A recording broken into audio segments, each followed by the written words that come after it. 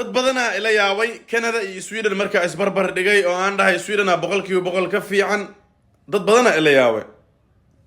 oo macquul ila nakhlaada ilaa hadda kuwa Sweden ku nool iyo kuwa Canada ku jooga intaba labada meel adiga bax Sweden hada joogtid Canada tag soo hubi markaas kadib aa comment qori kartaa